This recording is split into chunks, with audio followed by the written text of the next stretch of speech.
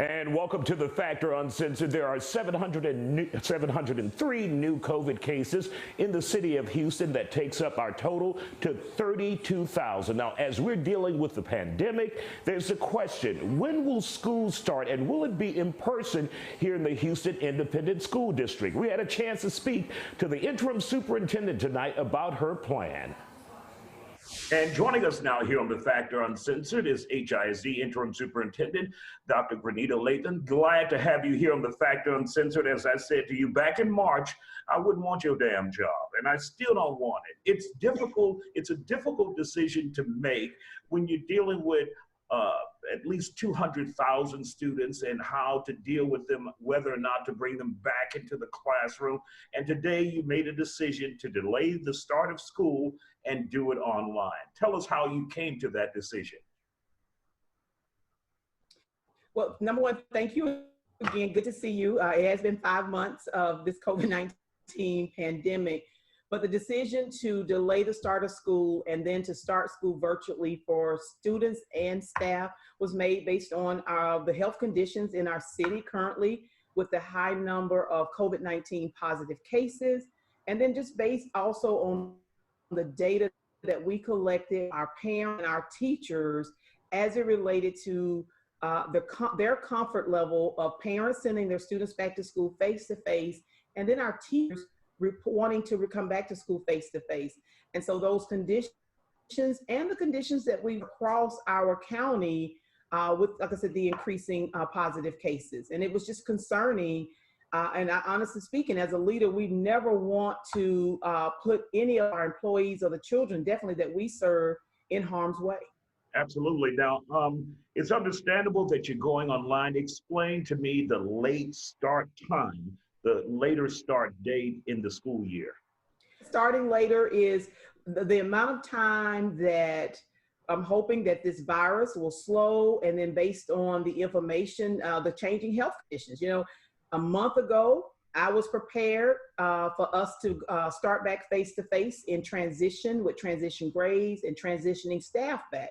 But as the numbers continue to spike, I felt by pushing it back several weeks, hope to give us a time for the virus to start slowly. Now, will you all have the technology? And the cases to go down. Will you all have the technology you need to do these online courses? I remember back in March, there was a concern about those low-income families out there not having the tools they need, from internet to Chromebooks that you guys use at HISD. How do you address that now moving forward? It's still a concern. As we were receiving orders of Chromebooks, laptops, hotspots, we will be deploying those out to the students and families that have identified that they need them. We're going to contact our parents again. So they completed a survey that closed on July 2nd that shared with us their needs. We will check again with them 3 weeks prior to the opening of school, and we will be deploying out additional technology. Our goal is for all of our K-8 students that need a device, that they receive it. You know, with Power Up, which is our high school program, every high school student already has one-to-one device that is provided by the district.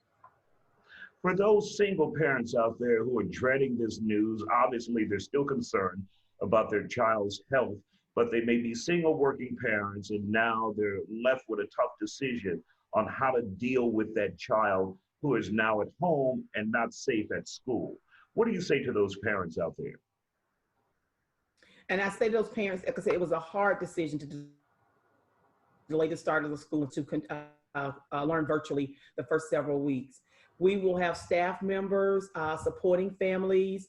I'm also in partnership with some of our community agencies. I have meetings scheduled also with our faith-based leaders for them to help partner with us so that we can support families that, like I said, the parent still has to go to work. We have HISD staff members that are going to be assigned to help call students, help get them online. We have a hotline that parents can call from 7 a.m. to 7 p.m. Monday through Friday. That number is 713-556-4636. It goes live again on August the 3rd. And so that's another number that parents will be able resource to. We will also be providing curbside meals and delivery of meals to like large apartment complexes, various locations in the city. So for parents that can't go to that location, but students are at home, then they can just come outside at a designated location, and we will be giving out those meals to our students. For those who may say the person-to-person teaching in the classroom, one-on-one, when you get a chance with your student, it's the best way to educate, and online just won't work. What do you say to those critics out there that online won't teach my child? Well, number one, I do agree with the critics. As a former teacher, face-to-face is the best for our children, but right now it's not safe to do that. And so we have to fall back on what the option that is available that is safe. But nothing takes the place of a classroom teacher and that face-to-face interaction. And like you said, as I made the decision, it was very painful because like I said, we serve a high population of children from poverty, a high number of students that have academic challenges. It's very painful to say, really until October, they will not have face-to-face interactions with a teacher. But we are going to provide supports through home visits, provide some additional opportunities. Academic tutors will also be hired to support our most neediest of children and their families. But I definitely agree that face-to-face is the best option, and the option that if I could do it today and turn on that switch and the virus is gone or a vaccine is available, I would do it.